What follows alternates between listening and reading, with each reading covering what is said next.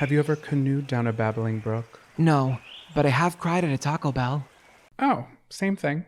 Listen up, campers. It's time to buckle up, pitch a tent, and take a hike. Because Camp Counselors is a variety show. So prepare for a good old-fashioned kumbaya, Weird news, hot gossip, and scary stories around the campfire. so spooky. Is this podcast even about camping? No, but it is camp.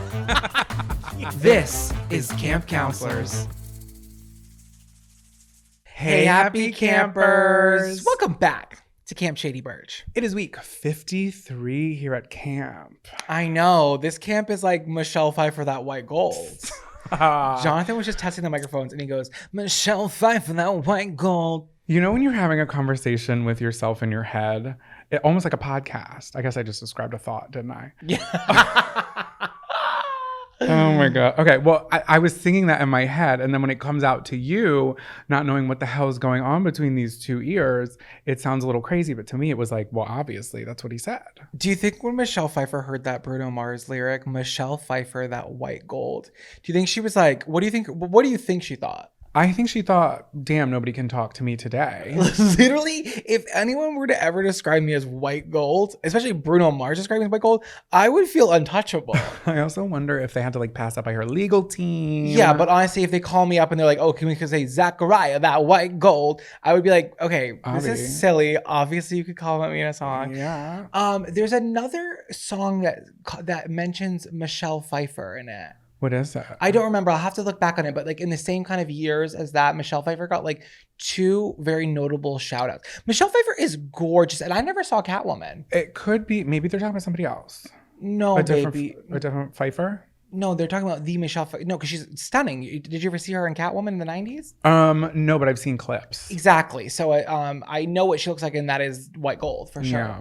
Anyways, everybody, welcome back to the podcast. That had nothing to do with what we're talking about on today's episode. It certainly didn't. What did we do this past weekend, Counselor Jonathan? Well, it was Labor Day weekend, and it was not labor-free for us. No, we were in the middle of recording this podcast, the Trail Mix episodes, reading emails, kind of like going through the motions of how to like navigate this space and organize and like come up with segments and stuff. So it was really like labor inducing. And I don't want to even say that because people are like, bitch, I actually work a real job. And you're right.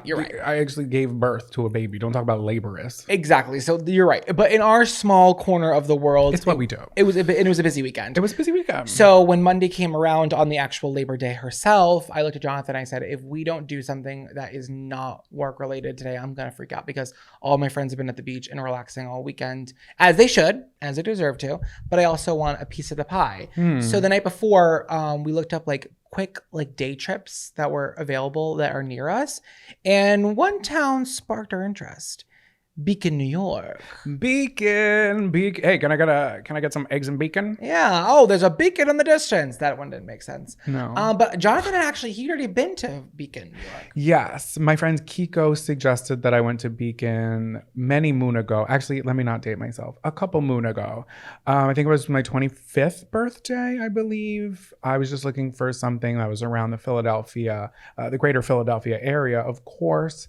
And I happened upon Beacon. She had been there and she was like, you should go check it out. And it snowed a lot, but there was a lot to do. Cute little downtown area. It's like a quaint, quintessential downtown area. I haven't been to the surrounding area, so I have no idea what's going on there.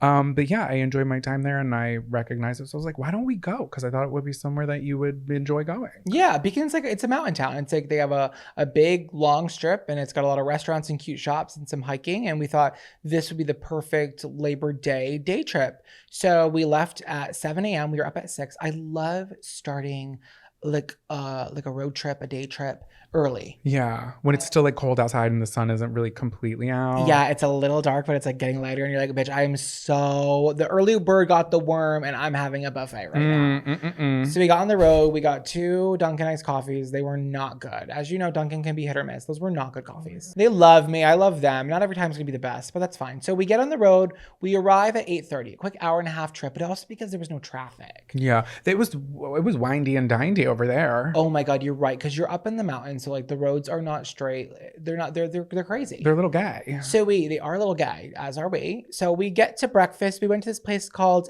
Beacon Bread Company. Oh my God, they should have an eggs and bacon sandwich. Your mind is a clever place. It's clever and it gets dark. I was- It gets so fucking dark at night. You don't want to be there. That sounded like Joan Rivers-esque. I kind of love that. Oh my God, she just came out of me. Clever girl. Clever girl.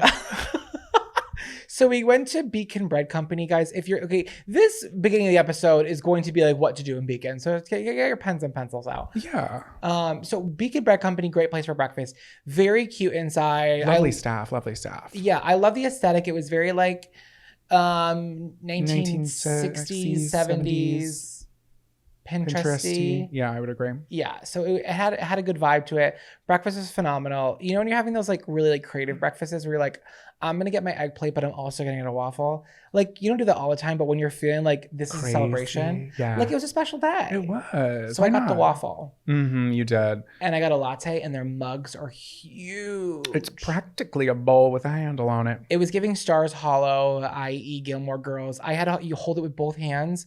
So you guys know I was romanticizing that the entire time. The whole town kind of gives like that. I've never seen Gilmore Girls. I've seen like maybe 1 or 2 episodes. But you know the vibe. Yeah, it kind of gives that, doesn't it? It absolutely does. And it kind of, I would love to go back to that area when it's actually fall because we were doing fall vibes. But the main takeaway of this story, you guys, is that it was 96 degrees at 10 a.m. So it was a hot fucking Labor Day. And that was the true degree. That wasn't even like that feels like, because it feels like we were melting. Yeah, exactly. So when we left breakfast, we were going to do this trail. And the trail was like 1.5 miles away from where we were. But we were like, hey, let's keep the car where we're parked so when we come back, because parking's kind of hard down there. So we already had a good parking spot. So we're like, we'll just start with 1.5 mile walk to the trail. A simple warm up. Which you're right. It was a warm up. Yeah. So when we get to the trailhead, I had read on alltrails.org, an organization that you can look at all trails. Not sponsored, by the way. No, but they're great if you're a hiker. And if you're a hiker, you already knew. So they were like, this trail can be rather buggy. And the trail was from Mount Beacon, the yellow trail, to the casino. Right. So should we talk about what's at the top, the tippity top? Yeah. Well, before that, should we talk about the preparation before we even started the trail? Oh, preparation H. Yeah, let's start the preparation H. So we knew that it was being buggy, so we brought bug spray. So I had my little satchel from Urban Outfitters. I was wearing my green Skims workout shirt. It felt like butter. I can't believe it's not. I love Skims. This isn't sponsored, but like I really am into that. They sent me a bunch of stuff. Their underwear and their shirts are so great because there's like no seams. It's seamless. Have you dried your shirt? No, I like them too much. I just hang dry them. But the underwear hasn't shrank because I put the underwear in the dryer and they seem like they really hold up. Okay, but I'm still nervous because if they break, I would buy more. Is what I'm trying to say. They're durable. So I'm wearing my green Skims. I have my little satchel on, my bug spray. So I was like, Jonathan, spray me down like a goddamn whore. He sprays my ankles, he sprays my wrists, and I was like, you know what? Do my neck. And I was like, just go for the face. I don't know why the fuck I said that, you guys. So fucking stupid of me. Spraying straight deep to the face. That's what I did. And then the real issue is that if you know me, you know I am the sweatiest person in America. So I knew that on this laborious hike on Labor Day, I would start sweating and having to wipe the sweat from my eyes. And I had this theory that there was going to be bug spray on my eyes and I was going to wipe and it was going to get my cornea and I was going to have to get med lifted back to a hospital for blindness. Oh my God, me having to guide you down the hill blind? And you're exhausted. I'm exhausted. So thank God there was a little local grocer, a corner store that they sold bottles of water. So we bought a bottle of water and we wiped our little napkin and I dabbed my eyes and I prepared myself for this insane hike. The little nappy tappy. So I have a little description of the hike on all trails before we start talking about the hike. Should I read it now? Please do. So try this 2.2 mile out and back trail near Beacon, New York. Generally considered moderately challenging route. Who freaking wrote that? Bullshit. It takes an average of 1 hour and 22 minutes to complete. This is a very popular area for birding, hiking, running. So you'll likely encounter other people while exploring. Why don't we make more birding jokes on this podcast? That's an area of camping that we literally haven't explored for like more bits. I think it's maybe I'm just a little too ignorant to the bird society as a whole. I agree, but I think there's jokes that are missing. Oriole. Okay, you can't just say a bird. Oh, you're right. See, that's why we don't approach that because we don't know how to take it on. We're gonna do some research so we can give you some better material on there. So we start up on this hike. Do you want to kind of walk our campers through what this take a hike was? Yeah. So let me walk you through it, bitch. So, Why are you yelling at them? so I had done this before when I was in Beacon. So pick me. And I told you, I was like, listen, there is a trail, but it's not like other trails. It is a literal hiking trail. I'd done it before and I knew how many times around that mountain, because it is a mountain, I wanted to give up, and I finally made it to the top. And that was when I had younger hips, younger legs, younger lungs. Yeah. So I was like, I told you, I was like, this is going to be hard. So in my head, I thought we were going to tickle around the base, just kind of like stay on flatter ground and maybe go like a little bit up. And then when it started getting crazy, we would turn around and come back. But that was not the case. We did, in fact, set our minds on hiking to the very top. Well, when you tell me, I don't know, it's going to be hard, I'm instantly feeling like I'm being targeted. I feel like I'm being picked on. And I'm in my like competitive nature, which I cannot control. I decided that I was going to do the hike that you did before. I think you can control it. I think I wasn't attacking you. I said it's a hard hike. And you're looking at me like I've never walked before. I was like, I simply wasn't. I was just warning you. Let it be known, when I was younger and hotter and more fit 2 years ago, I hiked Cadillac Mountain in Acadia National Park for sunrise. I climbed an entire mountain in the dark with a headlamp on. So to me, I thought this was going to be simple, easy, breezy, beautiful. Cover Girl. mountain. Okay. And it wasn't. It wasn't. So there's like these train tracks. Do you want to talk about the history really quick? Just so people can get a visual. Oh, I love think that. it's important. No, you're so right. So we should talk about this. So this is a little info about the trail that we're taking up and what was at the top of this mountain initially. So in 1902, the Mount Beacon Incline Railway brought passengers from the small city on the shore of the Hudson River, where we were, to an elevation of 1,200 feet on top of Mount Beacon. With a maximum gradient of 74%, the railway was the steepest passenger train in the world at the time. Wait, what is 74%? Is 100% straight up? No, I would say 9. I would say, oh yeah, because this is percentage. It's percent, it's not a degree. Yeah. So you guys do the math. Cut that in half, and then go another quarter of that. That's 74%. That's how steep it was, you guys. Mm-hmm. They called it a passenger funkeler. I don't know what that word means. Oh, that's cute.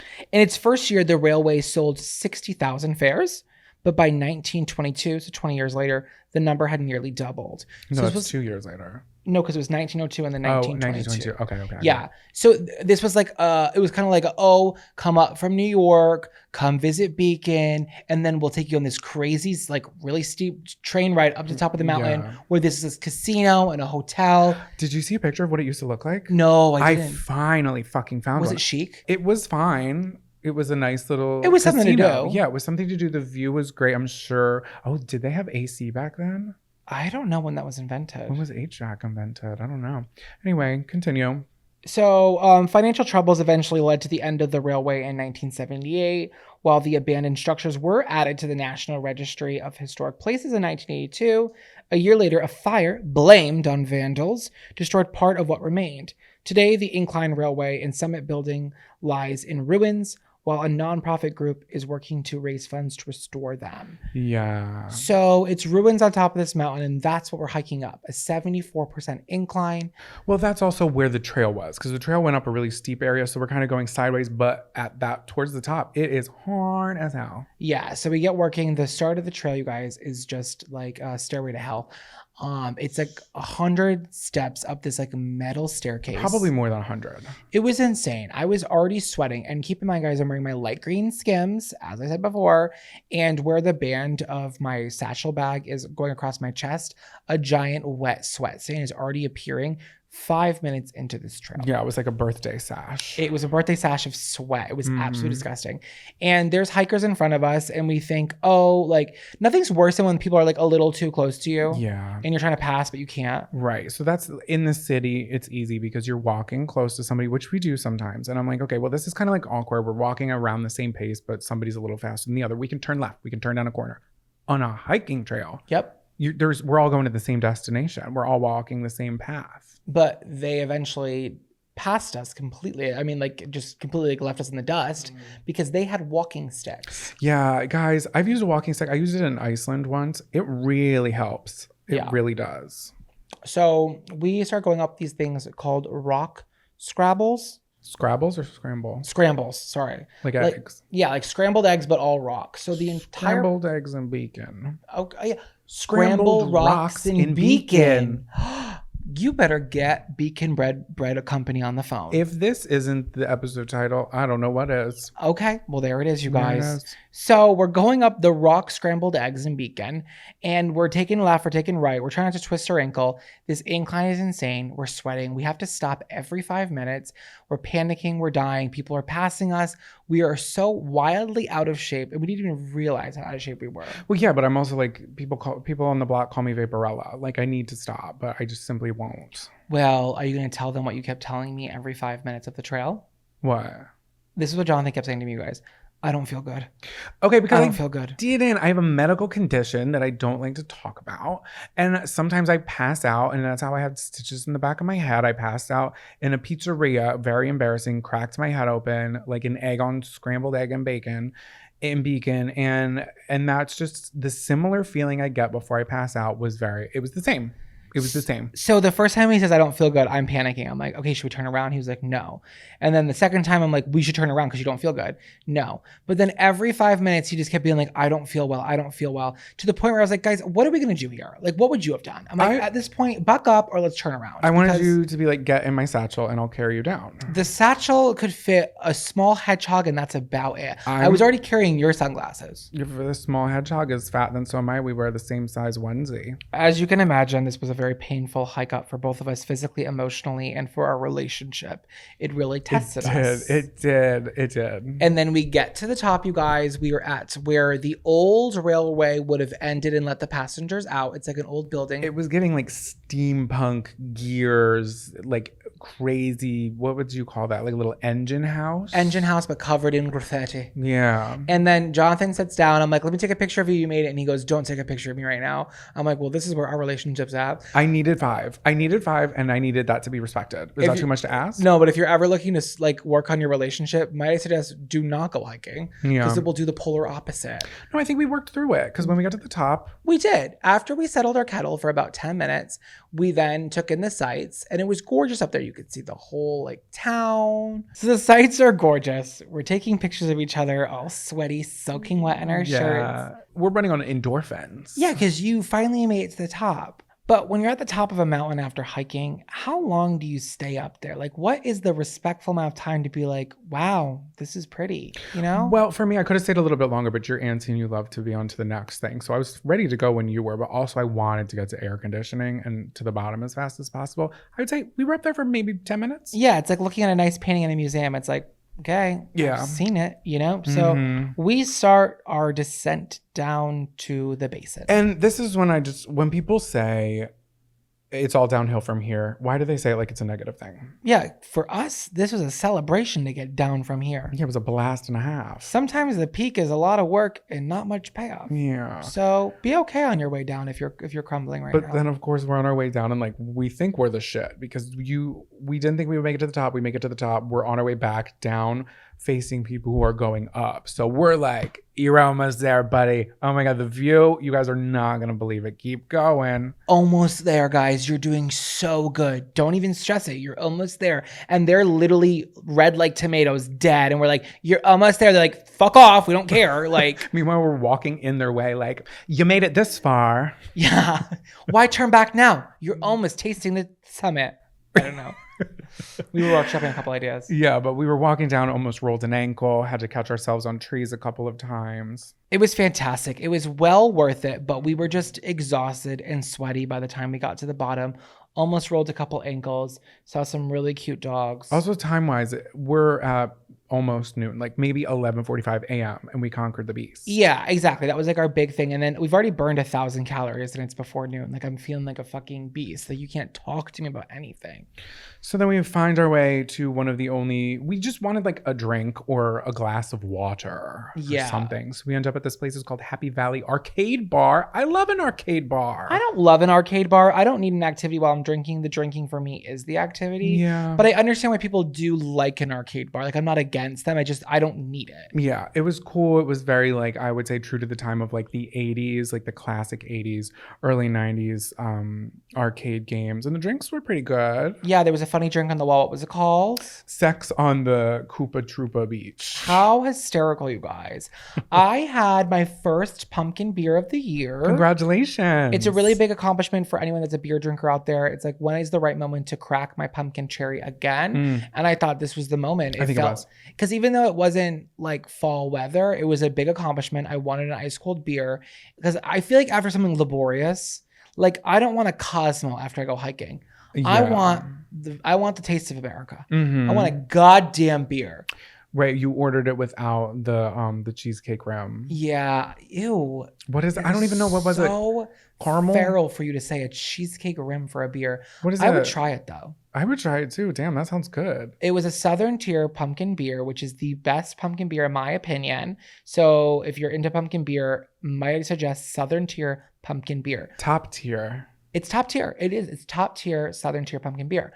So usually they offered me a rim and I said no, I don't like it. It's a little sticky. It's usually caramel with cinnamon sugar. Yeah, rim jobs usually are a little sticky. I don't need it, but some people do, and I think I would have had it maybe if it was a cooler outdoor evening. I was at a booth at the zoo. Crudité. Yeah, maybe something like that, but this was not the time. I was in a wet t-shirt at a bar, and this Yeah. wasn't a hot white t-shirt contest. Shit, if it was, we would have won. That's for sure. Yeah, it was a nice bar. Oh my god! And then you gasp, and I literally thought Ellen DeGeneres walked in or someone famous because the way that you gasped was so drama.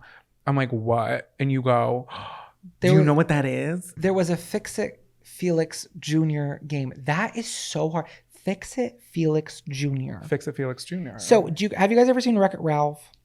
Have you ever seen Wreck-It Ralph? Is anybody responding to us? We asked you a question. Was it Thank crispy? you. Was it crispy? No, Wreck-It Ralph's one of my favorite Pixar movies. It's about a video game characters that like leave their video game to go to other ones, and that's the main video game in the movie. Yeah, Fix-It Felix. His and then arch enemy is Wreck-It Ralph. Yeah. I'm gonna wreck it. And you were like freaking out. You're like, I didn't know it was real. And I was like, I've never seen Wreck-It Ralph. And then we watched it and I really liked it. It's a great movie. Yeah, and even seeing it in real life, like the actual game, I still didn't want to play it. I was like, no, I would have drink. played. Oh, okay. All right. I got it. Would you rather play that or Street Fighter 2? I would play Wreck-It Ralph Jr.com because I feel like I've never played that one. I've played Street Fighter 1, 2, 3, and 5. Missed me with the fourth one. The new Street Fighter that's coming out. The new Mortal Kombat that's coming out is gonna have Megan Fox's character from Jennifer's Body as a character. No. In the new Mortal Kombat. I just saw that online. I'll believe it when I see it. Okay, well, back to the Beacon narrative. We left the bar and then we did some like local shopping because I don't know. I felt like we needed to like just bop into some shops. Yeah, we were also feeling weird because we're in a caloric deficit. We burned possibly 4,286 calories climbing Mount Venetian. Mount Beakiana. MountBeakiana.com. And we were just feeling crazy and none of the stores were open because it was Labor Day. But as a small business owner, wouldn't you want to be open on Labor Day where all the people are out and about shopping? I don't know because I feel like it defeats the I feel like it defeats the purpose of Labor Day. Just kind of like, I don't know. We're celebrating people who work, right? Or listen, get your bag. Let me, one more time, I'll say it again. Get your goddamn bag. If there's money to be made, then make it. All that to say is we ended up going to the other gift shops that were open. They were like almost like joke shops, like trick shops for tricksters. Yeah. What were they? They were like... They were gift shops. I don't know. They had tricks and Brain Quest flashcards. Like, think to yourselves, guys, where would they sell a Brain Quest flashcard? That's where we were. Those were their shops where they were selling. But I did get a really amazing gift. You may have seen it on my Instagram, or you may have noticed me jingling around. Hold the mic up. Yes, that jingling on my wrist is a blueberry bracelet that Jonathan bought me. No, that's not 24 carats. That's 24 blueberries. I'm obsessed with it. It's the most dainty, beautiful, little fruity thing I've ever seen in my entire life. Baby, you are the daintiest, most beautiful, fruity thing I've ever seen in my entire life. That's why it matches me. It's gorgeous. I love it. It's my Beacon blueberry bracelet. Wow, that's a mouthful. I Fix know. it, Felix. I love alliteration. And then where do we go? We're summing up the day, you guys. Everybody's strapped in for the ride, okay? So shut up. Where did we go after that? Oh, we went to a Mexican place that had Crunchwrap. Yeah, the girl at the counter, I was like, is this good? She was like, it's all right. And I was like, what should I get? And she was like, get a Crunch Up Supreme with the barbacoa or something. And I was like, I trust you. I choose you. And I chose it and it was delicious. Yeah. And we met a camper there. We did. Callie, shout out to you who saw us posting on Instagram that we were in the town and drove like a half hour away from Sleepy Hollow. I think it was Sleepy Hollow. Yeah, she drove from Sleepy Hollow to visit us. We got to chat with her for a little bit. And it was so great to meet a camper in the wild. It was. And I think our next trip up north, when it's a little cooler, a little more crispy, a little more fall, should be Sleepy Hollow. I've heard really good things about it. Yeah. It's like spooky up there. And I love a gift shop. And Callie said that she would like hook us up with like the places to go. And I trust her. Yeah, I want to do a ghost tour. Oh, that'd be fun. Attention campers, please meet at the old flagpole under the tall pine for morning announcements. Welcome back to morning announcements, campers. But before we do our morning announcements, I do believe we have some housekeeping to attend to. Yeah, let's get out the dust bunnies and let's keep this house. Starting off with a fun gift the camp counselors received Oh my God. from Aldi Grocer. Thank you, Aldi. You know we love a local grocer, but if it's not a local grocer, it's got to be from Aldi. You guys, this is not sponsored, by the way. No, they sent us this insane package of all this trail mix, like just like Yeah, they have like bags fruits and nuts, bags. and they have like the dried potato chips. They have, or I'm sorry, the dried banana chips, and then they have the mountain mix. Like all of the trail mix that they had, they sent our way with a thoughtful little note. So many different types of trail mix. It's like literally insane. Like we could never eat all of it, but it was so thoughtful. Yeah, so thank you, Aldi. Yeah, they wrote a lovely note being like, hey, congratulations on 1 year of the Camp Counselor podcast. Congratulations on Trail Mix. Hope you guys are loving it because we love doing it for you. And then they were like, I hope you get jury duty, and I hope that you get to go to a fair. And I know that sounds like a threat, but if you didn't listen to the last episode, you get it if you heard it. Okay? Yeah, it was really thoughtful that they definitely like listened to So the thank episode. you, whoever. If you're listening now, we appreciate it. That meant a lot. So thank you. Thank you. And then was that it for your Yeah, moment? do you have that asking me? Yeah, I do. So I talked again last episode about wanting to make my own ketchup from my own homegrown topsy-turvy tomatoes. And a camper DM'd us on the Camp Counselor's Instagram. Her name is Megan, and it's megan.kaiser. And she was like, hey, I made ketchup like last month and I have it on my profile if you want to go see all the adventures. And it was a lot, but it was cool. So I went and I looked at what she was doing. And did you know, to get the spices in there, because you don't see like little pepper flakes, you don't see like patchouli sprinkled throughout ketchup. Patchouli? You get what I'm saying. Like, I don't know what else you put in ketchup. I haven't mastered the art yet, but you know what I'm saying. You make like a little tea using a spice bag, which I guess is like a tea bag, and you put it in apple cider vinegar and you like steep it to flavor it. I could absolutely be wrong about this, but this is just what I was gathering. And that's how you flavor and spice it. Besides, like, you can do garlic powder because that turns translucent, and salt, obviously, high fructose corn syrup, all that kind of stuff. But I just thought that was fine. And shout out to Megan for letting me know that she did go on this journey and that I can follow in her footsteps. So thank you. We love to be an educational channel here at Yes, City we do. Lurch. Well, this is morning announcements, you guys. So this is the part of the show where we share news articles that you may have missed that we want you to know about. Do you want to start off by reading yours first? Sure. This is coming from Variety Magazine. It is by Zach Sharf. And the title of this article is Stephen King played Mambo No. 5 so much his wife threatened to divorce him. One more time and I'm gonna fucking leave you. What is Mambo No. 5 again? What's that song? 1, 2, 3, 4, 5. Everybody come along. Boom, boom, boom, boom. You know. What a weird song to be like hyper fixated on. I know. So Stephen King and Tabitha King have been married since 1971. They have 2 kids together, and she supported him through all of his spooky antics. There was a story going around that he was ready to scrap Carrie before publishing, and she was like, got it out of the trash. I don't know how true that is, but she pushed him to publish Carrie, which I think may have been his first book. I could be wrong about that, but who knows? So then fast forward to 2011, 40 years into their marriage, Stephen's writing a novel called 1/22/63 about a time traveler who tries to prevent the assassination of JFK. And he's talking in this article about he listens to music while he's writing his novels. And he says, quote, "When I write, there are things that I can listen to a lot. And a lot of that is techno stuff or disco stuff, but techno in particular." He then goes on to mention LCD Sound System, Fatboy Slim, classics. And then he mentions that he was a huge fan of Lou Bega's 1999 smash hit, Mambo Number 5. Quote, "Oh yeah, big time. My wife threatened to divorce me. I played that a lot. I had the dance mix. I loved those extended play things, and I played both sides of it. And one of them was just total instrumental." So he's just playing anything he can. That's Mambo Number 5. He must love YouTube now because they have all those like hour-long mixes of any song. He would like live for. He probably uses them now. Yeah, probably. And I played that until my wife said, "One more time and I'm going to fucking leave you."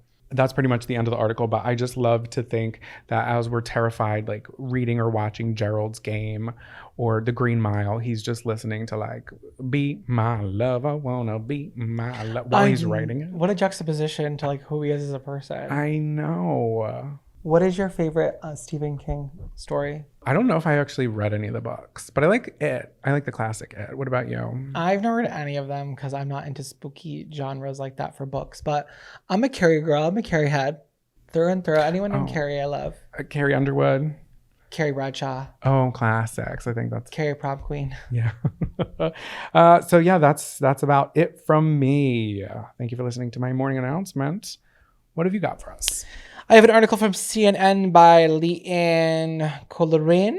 The article, I'm going to leave the title out because it's kind of gives everything away. So when a yoga teacher turned out the lights towards the end of one of her classes in Britain last week, her hope was to encourage peaceful relaxation. What followed could not have been further from her intention. Soon after the class was over, a mass of police sirens shattered the peace as officers raced towards the venue where the class was being held. A call from a member of the public worried that there had been a mass killing at the studio in this small English coastal resort of Chapel St. Leonard. Millie Laws, who runs Unity Yoga, was teaching the class at the North Sea Observatory in the village, which also doubles as a community space, art gallery, and exercise studio. They were on their way to the observatory after someone reported a mass killing in our building, having several people laying on the floor, which actually turned out to be a yoga class and meditation. So I saw a picture of like the yoga studio, what it was looking like, and like all the lights were off and they had candles that all lit in a circle. So it was kind of giving like ritual. That's like spooky. Yeah, but like my first thought, if I'm seeing like a group studio of people wearing Lululemon, is not, oh no, they were off themselves. So they were all participating in a beautiful deep relaxation, and it could have never run through any of our minds that it could have been taken this way. So all is good. I'm really curious to get this side of the story from the person from the public who called it in. Yeah, like what were they thinking? And also everybody's just really relaxed, and then like squad cars start rolling through. Yeah, like no, like the city police sirens are like blasting through the entire town where six cops like bust into the doors, and everyone's like, 1, 2, 3. You're melting further in. Let the relaxation drop through your shoulders, down your back, through your knees, and through the tips of your toes. You are wet sand. Get up, get up, get up. Break in. I know. So guys, if you're ever doing a yoga class with this deep meditation, just bear in mind that you could be swatted. So good luck. Grab your bug juice and bear spray, campers. It's time to pack it up and take a hike. Welcome back to Take a Hike. This is the part of the show where we bitch a little and we tell something to take a hike. I'm going to go first this week, and I'm going to tell a certain sort of person to take a hike. This is the person who says, "Oh, I'm not an artist, so just don't make fun of me," before they're drawing something, and then they go on to doodle like the most impressive drawing that I've ever seen.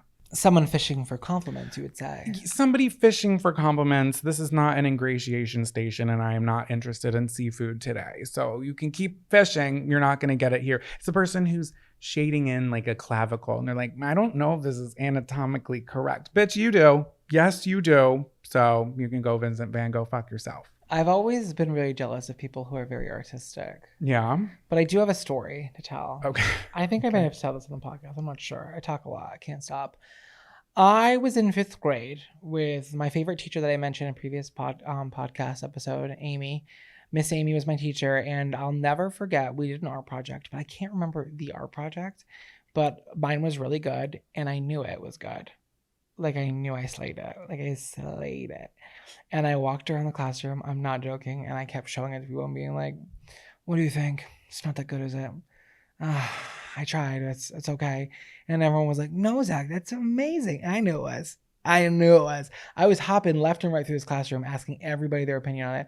And so my teacher looked at me, Miss Amy, and she goes, Zach, stop fishing for compliments. That mortified me. It was one of the worst moments of my life because she was right. And that's exactly what I was doing. And to this day, anytime I hear that expression, I shudder. Like it is like, it's impacting my life. It was so detrimental to me. Well, I'm glad that you're a good artist, but that is really annoying. I'm not a good artist. I don't know what was in the water that day. I was just really like letting my freak flag fly. And that it's the same type of person that then goes off to college and goes like, oh, I can't take shots. And then like throws it back like Cardi B in a music video. Yeah. I'm terrible at Pong. Kills it every shot. Yeah, you're a scam artist is what you are. You put the artist in scam artist. Yeah, there's a difference in being coy and shy and just straight up lying. Oh, why are you making me sing? I hate singing. I don't even know when I come in. I don't want all that for Christmas. That kind of sounded good. You're a good singer. That Thank you. had some good tones. So a little heady today, but what can you do? But that's my take a hike. So if you're that person, just think to yourself today and then take a hike. Thank you so much. Agreed. So what's your take a hike? My take a hike is something that we talked about earlier on the show. It's the weather. And in terms of temperature is my take a hike. There is this thing that I talk about a lot. It's the real feel. The real feel should just be the temperature. What does it matter at this point? Because if I'm feeling it, I'm existing in it. And that's what the weather is. Exactly. So if it's 80 degrees and the humidity is at a 90% and the real feel is 94, then why can't the temperature just be 94? What the fuck are we doing? It doesn't feel like it's 80, so therefore it's not 80. I'm not a science man or math man, but I am a dreamer. And I'm a human being and I have a voice and I'm going to use it today to abolish this antiquated system of weather telling. We know what it feels like, therefore that is what it is. That's my dissertation. And y'all are not ready to talk about the wind chill. Exactly. It goes both ways, even in the cold winter nip months, okay? If my nips are hard and I'm cold to winter's bone, that is what it is. If the wind's making it colder, then that's the weather temperature it is. I never look at the temperature. I only look at the real feel. And it's in a small icon. She deserves her own big box. Mm-hmm. She's a box office smash. I always check her first. Yeah, exactly. Yet they roll her below the air quality. Grow up. She deserves her rightful place as leader of Genovia. So take a hike, normal weather.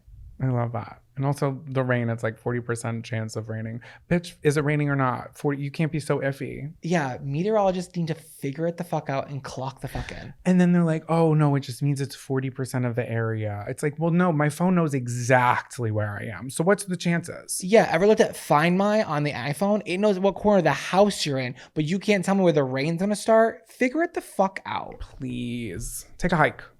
Do you think the new counselor likes the top bunk or the bottom bunk? Over. Either way, I'm giving them my boondoggle keychain. Over. Welcome back to Camper Crush of the Week. I'm feeling love in the air. I'm feeling the kiss of someone I love. I'm feeling sexy and pretty. Yeah. In your skims. I know, I love my Skims. Anyways. In my Skims instead of my Calvins. Welcome back to Camper Crush of the Week, the part of the show where we tell you what we're loving, who deserves an accolade, an award for excellency in their division. I do. Yes, you do, in the podcasting world. Heck yeah. Who are you loving on? What are you crushing on? Okay, it's obvious. Hello. We have come to the end of our Twilight saga. I love that. Hello. Hello. Okay, but really quick, a little housekeeping amongst this. In the last episode, I totally forgot to mention, and I did get many of DMs. Even Tana Mojo herself was like, "Why did you not talk about this on last week's episode?" The imprint gate. Did Tana Mojo really say that? No, I'm kidding. I thought she you knew her. I was like, why didn't you tell me that? She messaged. Jacob imprints on Renesmee in the last movie, which if you guys are listening and you don't know, it's pretty much just as weird as you would think. So werewolves imprint, right? I don't ask me because I don't get it. I think it's creepy and bizarre. It's weird. They imprint on someone they love, and then that's like their thing for the rest of their life, is like maybe protection or just like lovability. I don't know, but he imprints. Lovability. Sure. Yeah, that's what I said. That's not a word. Lovability.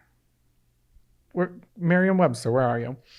And basically Jacob does this to an unborn child, which is so weird and most likely illegal. Yeah, I don't like that part. So I left that out of this. But all that to say, we will round out this Twilight saga, and you guys will never hear me talk about Edward, Bellatrix, or Jacoby ever again, okay? I'm done. I know you're sick of hearing it, but you guys, Breaking Dawn Part 2 has my heart. Doesn't Jacoby Wireless sound like a cell phone carrier? Did I say it with Jacoby Wireless? No, but I did. Yeah, it does. Thank you. I think anything with wireless at the end will sound like a cell phone company. Thermos Wireless, Lantern Wireless, Global Wireless.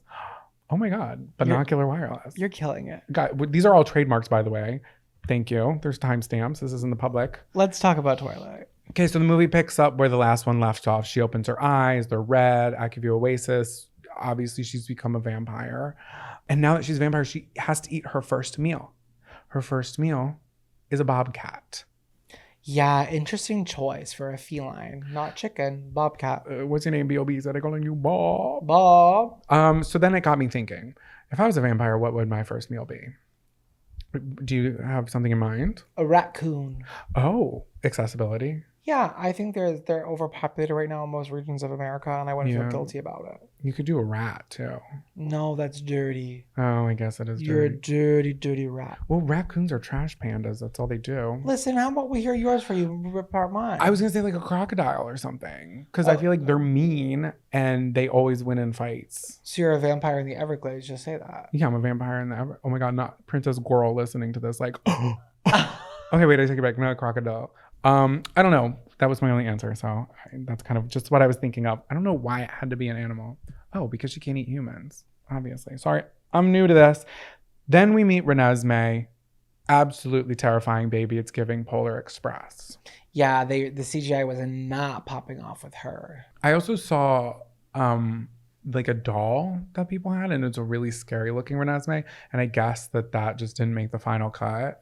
I still don't understand why they couldn't just cast different girls to play her in age progression. Like, y'all had the budget. Why did you have to CGI like a baby? It didn't make sense for me. I think that's what it was. They had the budget and they were like, we have so much fucking money from this saga. We don't even know what to pour it into. So let's just CGI things we don't need to CGI. Yeah, we can. Exactly. And she was off-putting physically to look at. Yeah, absolutely. And then Edward and Bella are doing anything but being parents. They're just pawning the child off to everybody else. Yeah, they literally are never with their child. And they enter the scene, they're like, hey, how's it been? It's like, where were you? Like, everybody's acclimated. And the baby's like, they were out, you know where they were? In playing chess in the fucking lavender fields. Like it's Little House on the fucking Prairie. And then Jacob tells Bella that about the imprinting gate. And Bella's like, I held my baby once. And it's like, well, girl, if you were around a little bit more often, maybe you would hold your baby more than once. We're not going to blame the mother for the transgressions of the weird Uncle Jacoby. Yeah, but I'm also going to blame Bella because she's putting a lot of people into peril danger. Is she not? And she's really, really to this day not bringing much to the table. Yeah, it's been an ongoing theme with her. Yeah. Okay, what else? Oh, Charlie finds out Jacob's a werewolf. Bella's dad never finds out she's a vampire. Yeah, they never really tie up that loose end, I would say. And then he meets Renesmee, his technical granddaughter by blood, and they say it's his adoptive granddaughter. And then he meets her, and about a month later around Christmas, he doesn't question why she's no longer wearing a newborn onesie, and she's currently in 3rd grade. Yeah, you had a theory that they like cast a spell on him. And maybe we just missed that part or something. It did have a little bit it had some lulls in this movie for sure. Yeah, kind of boring the first half. But then the Volturi are coming to kill Renesmee and everybody else, which again, Bella just making mistakes and putting everybody's lives in danger. I like that they had to bring in people from all around the world. Oh yeah, that was cool. The global vampire village. Mhm. I like that. I like that little twist and turn. Speaking of twist and turn, after the Volturi come, if you guys have seen it, you already know about the twist, but like this whole fight scene's going on for like 20 minutes. And then you realize it's not happening. Like none of it was real. It was a vision from Alice. I had to pause and catch my breath. Did I not? Because in this scene that we're breezing over here, it's 20 minutes. It's like the titular like ending of the movie where like the bad guys and the good guys finally are fighting tooth and nail. People are dying. People you care about. Main characters are going out left and right. Murder, murder, murder. Dakota's there fanning, doing absolutely nothing in this movie. And she even gets killed. And then all of a sudden he goes, it was all just a vision of what could have happened if the bad guy didn't leave. It was like finding out the truth about Santa. It was like the season finale of The Hills. Yeah. Oh, don't. That wound is not ready to be peeled back again. Trust issues aplenty here at Camp Shady Birch because of things like that. But that pretty much brought us to the end of it. And I get the hype. I'm a Twiletian. I would love to restart from the very beginning and watch it again, just because I know what's going to happen. Maybe I'll watch it with somebody who hasn't seen it before, but I get the hype. Yeah, it's definitely a fun franchise. I love the way they wrap it up in the ending of the movie with the credits. And there's like everyone that was ever a part of it with lines. They all got their kind of like flowers at the very end of the last one. It was nice, sentimental. It was very nice. It was very cool. I'm just grateful that I grew up in the same time period as Stephenie Meyers. I can't believe it took you almost over a decade to get on the hype train, but I'm glad you did.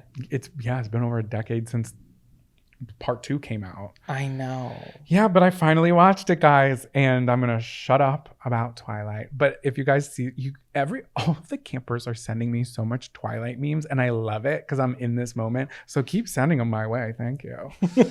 So what's your crush of the week? My crush of the week is a little nostalgic.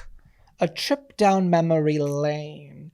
Do you remember the Friendly's chicken tenders on a stick? Are you going to be mad if I say no? Yes, I remember it. You don't remember it? No. Oh my God, you guys. And there's going to be a lot of people out there who have no idea what I'm talking about. So Friendly's is this like local restaurant chain from Massachusetts that goes into like Pennsylvania up to Maine, a couple in Florida, really creepy. But 25% of their business is in Massachusetts. So we're very aware of them. So it's essentially like what an IHOP and a Denny's is, but they focus more on the breakfast. I'm more on like the lunch and dinner versus the breakfast. Oh, like a dinner diner. It's a dinner diner, right? They have breakfast, of course. They do like the pancakes and eggs and stuff like that, but like it's never been like their bread and butter of the business. But it is kind of like a corporate diner, okay? So when I was a toddler, when I was a little girl, a child, they had this thing, and it was a metal cone, right? Picture like a metal ice cream cone with wax paper lining, fries at the bottom, and then on 4 wooden skewers, chicken tenders coming out. That's fun. Like a chicken tender bouquet with a Oh. french fry base. And at the bottom of this metal cone were these scoop up cups attached to the base with 3 cups. And it would have ketchup, honey mustard, and barbecue sauce. And it was in one unit. And they'd bring it to your table. How easy to carry. This felt fresh. This felt innovative. This felt science fiction. This is when America was at their peak for me. I thought we really had it together. And I want to get back to that sense of joy and fun that I had in that moment. Did they not serve them? Now, currently, when you search it, there's only one picture of it online, and it feels like something, it feels like it's from a scanned-in menu, but it is available. Okay. Now they have some sort of red coil contraption that's kind of like a fake meow. It's not the same. Okay. It's not the same. It's really, really sad for me because it was amazing. And also, this chicken tender holder also doubled as a build your own Sunday experience. So they would have a glass dish in the top with your ice cream, whatever. And then the bottom would be 3 of your toppings of your choice. It's I'll put up a picture. I'm struggling to see this at the end. It's just all on one contraption. Yes. Oh my God. It was all one container. And with the ice cream, you could like pick off of like the list of toppings, whatever you wanted. So like say you hate Reese's Pieces, but you could have that with the gummy bears and then the sprinkles. You could pick whatever you wanted. So it was very create your own adventure. And it just felt very youthful and fun. And I just like really enjoyed that. And I'm sad that it's gone. And I think about it a lot. And I thought that was, for a kids menu item, that was really creative. That is creative and probably easy cleanup too. Did you have any memories of Friendlies? Kind of in the 90s because there wasn't any in the Midwest. And then when I moved back, they were all kind of closed around us. What was the ice cream that was flipped upside down? That's what I remember. When I think Friendlies, I think the monster Mash. The Monster Mash. The Monster Mash. Yeah, and it's like flipped upside down. He has little bat wing ears. Like that's fun and it's the spooky. peanut butter cup. Yeah. My favorite food item they ever had there was this thing called the honey barbecue chicken super melt. Oh wow, that's a mouthful. Honey barbecue chicken super melt. And you can't say Fix It Felix. Fix It Felix Jr. Just a yes. So honey barbecue chicken super melt was basically like a chicken panini, but it was like honey barbecue chicken tenders with bacon ranch. There was ranch on that and I would eat it with a grilled cheese top and bottom. Oh. It was like a heart attack. That sounds okay. Yeah, it sounds so greasy. You would have, if you wanted to shit, go there. You were gonna shit yourself after a Friendlies meal, and then wash her all down with a fribble. What the fuckle is a fribble? What the fuckle is a fribble? A fribble is what they call their like fraps or their milkshakes. We don't need more names. They had this drink. It was a big like soda, and it was blue, and it would have sharks in it. A big soda that's bluish, like gummy sharks. You're not understanding it. I feel like I'm talking to someone who doesn't understand the allure of Friendlies. Friendlies was a place for kids to just be kids. This is the place you went to after your Christmas cantata. This is the place you went to after your first play. This is the place you went to with your first girlfriend, boyfriend after the mall. Okay? This was a place that I spent while the Massachusetts State Police were on the hunt for the Boston bomber. I took shelter out of Friendlies while the governmental airplanes were flying above, landing at UMass Dartmouth looking for him when he was in a boat up in wherever. Okay? This place is home to me. Where you're having your frupple. My fribble. They would always have crazy straws too. And one time I was even there with a group of friends, and it was all my best friends, and they were all girls, so I'm gay, duh. And they brought this weird guy that I did not like, and he was creepy, and they all went to the bathroom for 5 minutes without me because they're girls, and I had to make small talk with him. Oh. So in a place that can be your heaven, it can also be your hell. And that's what Friendlies is for me. It's an all-encompassing universe that I care about. But apparently I'm talking to myself over here, so. No, I agree. Well, maybe we can go to Friendlies next time we're in Massachusetts because it's not too far off. It's not, the food isn't that good. But you can always sub for waffle fries, which is always a smart choice. Oh, I love waffle fries. I'm going to show you a picture of this contraption, and if you're visually looking at the contraption, you're going to say, take Friendlies out of this equation. Whoever invented this, put their pussy into it because it is so creative and amazing and beautiful. Yeah, I love that. Anyways, that's my crush of the week. What song's been stuck in your head all week? Welcome to Camp Songs.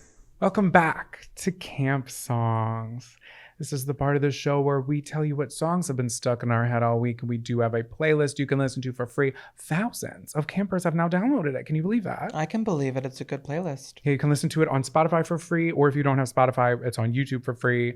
And that's pretty much the only places that it is currently. So my song came to me when we were in Beacon. My song is Casey Musgraves' Simple Times. Ugh, a good Casey song. And we were walking through the neighborhood to get to the trailhead, and it was quite literally walking through like a suburban neighborhood. And it reminded me of like the 90s and suburbia. Some of it kind of reminded me of a horror movie. There's one part where this little girl was standing outside on her porch, and she was scary. And right before that, there was a man cutting his lawn with one of those vintage lawn mowers that's like a weird spirals, like spinner on the ground. Yeah. And there's no bag. So he's on the left in overalls, and there's a little girl like on the porch with pigtails, like giving us a blank stare. I'm like, are we about to get fucking murdered? Like, Yeah, it was scary for one block. Beacon can be kind of scary a little bit. Yeah. But anyway, it reminded me of a simpler time. So you know the song, right? Yeah. Should we sing it together? Wish that I could put this game on pause. Skip this round, take my headset off. Put my lip gloss on. Kick it at the mall like there's nothing wrong. Uh-oh. Yeah, you know it. When the music video came out, we were so excited because TikTokers / actors, Meg Stalter and Courtney Parchman were in the music video. Oh, you're right. Yeah, you're right. You're right. Also, friend of the podcast, Princess Nokia. Love her. Simone. Oh, from Drag Race. Yeah, from Drag Race. And Victoria Pedretti. I'm probably saying that wrong, but I remember her from Bly Manor. She's also the main character in You. In Me. No, the show You. Oh, the show You. Okay. Yeah. Okay. Yeah, and it's a fun music video. They have the parts where it stops and there's like a little scene in between. It's comedic, it's Y2K drenched, and it's a heist in a mall. Yeah, I like that song. I love Casey Musgraves. Everything she does, I love. Yeah, that's just what we were singing around town, and that's kind of the only song that was stuck in my head all week. Yeah, my song this week is also inspired by our trip to Beacon. The minute we pulled off the highway, you guys, this song came on, and I was like, could there be a better song?